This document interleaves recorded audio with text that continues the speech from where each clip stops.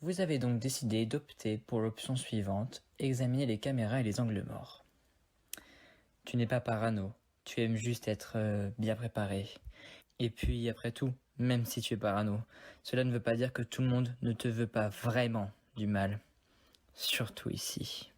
La surveillance de ces caméras te paraît oppressante, et tout oubli de la prod fonctionnera à ton avantage. En plus, si tu trouves un angle mort, ça te servira pour tous les coups forts que tu auras envie de planifier. Derrière toi, les candidats commencent à discuter de l'attribution des lits. Toi, tu regardes au plafond. Il y a une caméra dans chaque coin de la pièce, un grand angle qui couvre l'intégralité du dortoir.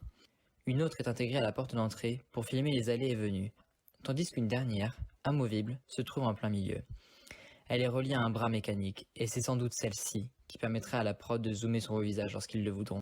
D'ailleurs, tu as l'impression que l'objectif est braqué sur toi en ce moment. Tu fais un signe de la main, hésitant avant de continuer tes recherches. Est-ce qu'ils t'ont grillé ? Au bout de 5 minutes, tu dois te rendre à l'évidence. Derrière leur masque, les gars de la prod sont des pros. Aucun endroit n'échappe au champ de leur caméra. Aucun ? Non. Un petit village résiste encore et toujours à l'envahisseur et... Pardon. Aucun ? Non. Tu finis par te rendre compte que le 7e lit de la rangée est pile dans un angle mort.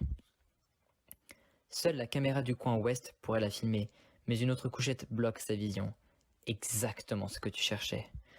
Vous n'êtes pas si idiot que ça finalement, murmures-tu, ravi. Hé la sociale, tu prends quel lit toi? Crie Djibril de l'autre côté de la pièce. Les autres se marrent et tu te retournes, mécontent. Tu ne pensais pas que tu serais aussi vite exclu de leur complicité.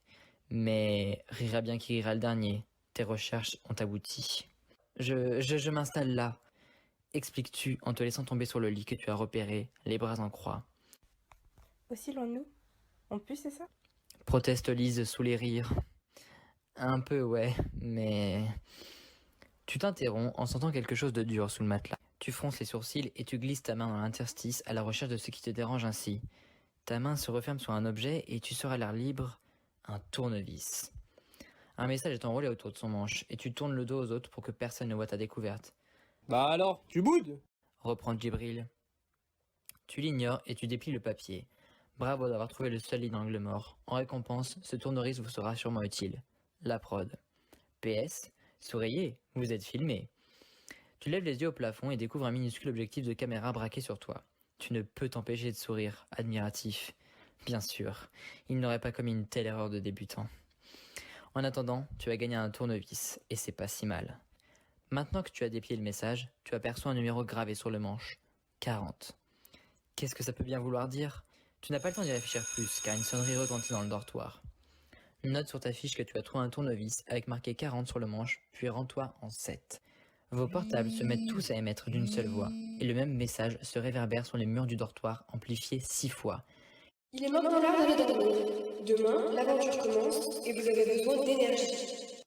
Et le repas du soir? Proteste Anna en se plantant devant une caméra. Vous aurez de quoi manger demain. Nous espérons que cette nuit de jeûne vous mettra d'excellente humeur pour la suite des épreuves. Quoi? S'énerve Djibril. C'est une blague? Bonne nuit, cher candidat. Sur ces mots, toutes les lumières s'éteignent, de même que les écrans de vos portables. Tu entends tes camarades lâcher des insultes. Ils se foutent de notre gueule! Siffle Djibril. On n'est pas des gamins à avoir un couvre-feu comme ça! J'ai pas signé pour un tel truc. Confirme Lise. Si ça continue... Et si? L'interrompt la voix d'Anna. On a tous signé en fait. Et vous vous attendiez à quoi? Une colonie de vacances? On a des lits, c'est déjà pas mal. Et ils vont forcément nous nourrir à un moment ou à un autre. Ça ne fera pas un super audimat si on se contente de rester au lit pour conserver nos forces. Allez, bonne nuit. Quelques grommellements lui répondent, mais elle n'a pas tort. Et les plaintes se calment. De toute façon, pour 100 000 euros, tu serais prêt à faire bien pire que rater un repas et te coucher dans l'obscurité complète. Tu cherches ton lit dans le noir et ta main frôle quelqu'un d'autre. Tu entends un rire féminin, mais tu as du mal à savoir s'il s'agit de Lise, d'Anna, d'Aïssa. Enfin, tu parviens à rejoindre ton lit, sans plus d'incident, et tu te glisses dedans. C'est le bon moment pour se rappeler que des jeunes sont morts ici et que Nobody nous a dit qu'il s'était passé des choses bizarres pendant leur installation. S'interroge Lise. Mais t'y crois? lui répond Djibril, hilar. Il a juste voulu nous foutre la trouille, et toi tu sautes les pieds joints dans sa vanne. Mais chut! S'énerve Anna, mal à l'aise dans cette atmosphère pesante, agrémentée de cette odeur d'humidité étouffante. Tu te rassures en te disant que, quoi qu'il arrive, tu n'es pas seul dans cette pièce. Malgré les bruits lointains de ce déplacement que tu perçois dans cette nuit noire, provenant de la production très certainement, le sommeil t'emporte presque aussitôt.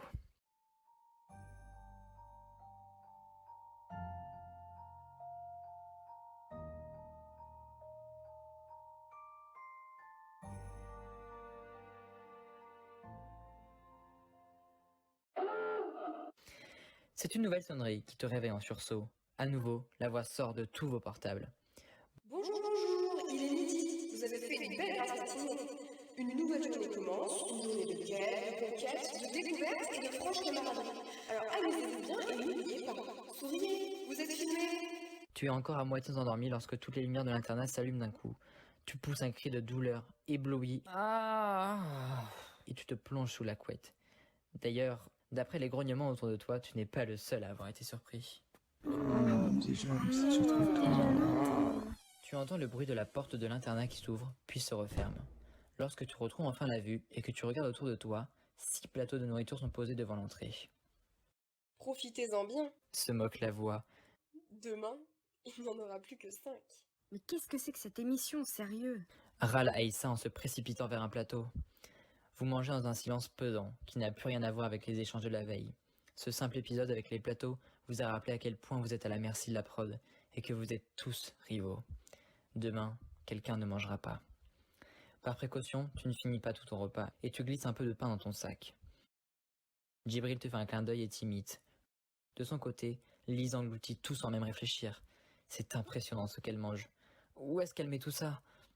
Puis, dans un grondement sourd, les portes de l'internat s'ouvrent. L'aventure commence. Mais vas-tu te lancer seul dans l'aventure ou proposer à quelqu'un de chercher avec toi? Si les énigmes de la journée se corsent un peu, n'oublie pas que tu as une feuille d'indice à disposition à la fin de ce livre pour t'aiguiller. Si tu joues cavalier seul, va en 170. Si tu essaies de trouver un allié, va en 99.